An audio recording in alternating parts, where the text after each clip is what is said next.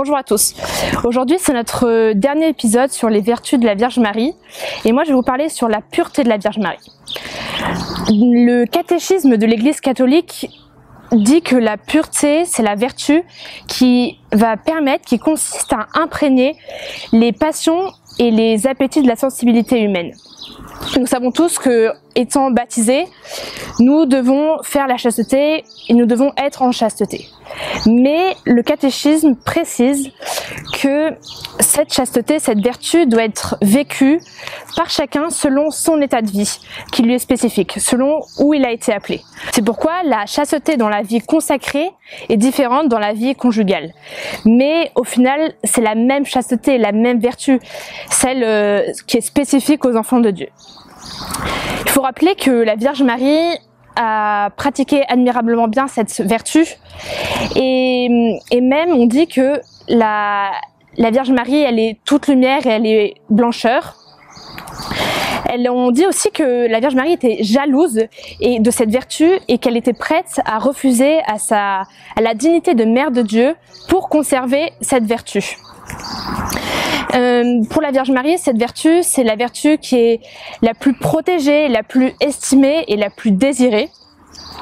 Et on voit que cette réalité, elle est tellement importante pour la Vierge Marie, et elle doit être aussi pour nous, parce que la Vierge Marie, elle veut qu'on soit pur dans notre corps et dans notre âme. Elle a dit, la Vierge Marie à Fatima, à Jacinthe, que les péchés les plus dangereux, ceux qui conduisent aux enfers, c'est les péchés contre la chair. Pour conserver cette pureté dans toute sa grandeur, rien de mieux que contempler l'exemple de la Vierge Marie. Avant la naissance de Marie, il n'y avait aucun modèle de chasteté. Et c'est justement pour ça, Dieu a voulu que Marie soit le parfait prototype ce parfait modèle de cette admirable vertu. La Vierge Marie, elle a toujours évité de salir sa pureté et elle a utilisé plusieurs moyens. Le premier moyen de la Vierge Marie, ça va être la mortification. Saint Alphonse de Ligorie disait que la Vierge Marie mortifiait son regard et observait toujours un certain jeûne. Le deuxième moyen, ça va être la fuite du péché. Saint Philippe Néri disait que la victoire ne demeure qu'aux poltrons, donc ceux qui fuient le péché et l'occasion de pécher. Et le troisième moyen qu'utilisait la Vierge Marie, c'est la prière.